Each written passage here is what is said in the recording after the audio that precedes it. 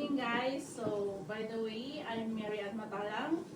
So, for today, I will discuss the Rote and Banz diversity policy. So, Rote and Banz diversity policy. So, this is the main points. The benefits of the diversity policy to Rote and Banz. The objectives, recruitment and selection, responsibilities, supporting legislations and complaints. The benefits of diversity policy to Rote and Banz. So, Rote and Banz policy on diversity states that their culture proliferates by having shared admirations, teamwork or collaboration, and diversity of views in the workplace amongst the employees who vary in gender, age, race, religious belief, sexual orientation, work background, experience, education, and other demographic attributes. So with this view, they believe that Rote and Banz diversity strategies help to build the organization's relationship of individuals. It enhances the contribution of its employees and improve the quality of food production and services. Commitment to diversity that generates a distinct advantage and will continue to create a more advanced, responsive, and customer-guided organization. So what are the objectives? First one is to provide an excellent and authentic Malaysian cuisine experience for people who are diverse in origin, race, education. Second is leadership transparency and fair treatment among workforce in accordance with the diversity-related legislations. Commitment to build a workforce as a team that enables to develop their skills. For the recruitment and selection, applicants are assessed fairly according to the legislative measures and organization's policy.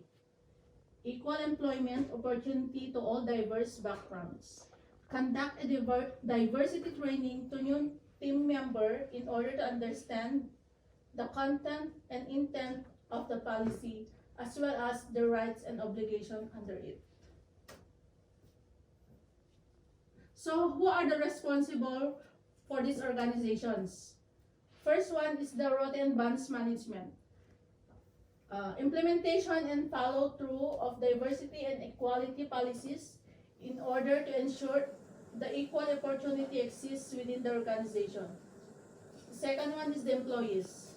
Adhere and support on the implementation of right practices and avoidance of the potential failure of diversity. These are the supporting legislations. First one is the AIDS Discrimination Act 2004. Disability Discrimination Act 1992. Racial Discrimination Act 1975. Sex Discrimination Act 1984. Human Rights Act 2004 and the Anti-Discrimination Act 1991. There are two types of complaint resolutions. So first one is the formal complaint, which is written form of complaint, like email complaint form and completed detailed information. The second one is the informal complaint, verbal communication. So that is the end of my presentation. So guys, do you have any questions? How do you handle complaints? How do you handle complaints? So, as I have said a while ago, we have two types of complaint resolutions. We have the informal and formal complaints. So, first one is the informal complaints. These are the informal complaints process, like verbally discussing with their complaints to immediate supervisor or for the manager to discuss their complaints, and so that they have the knowledge, and some heads up to know about the complaints, their complaints.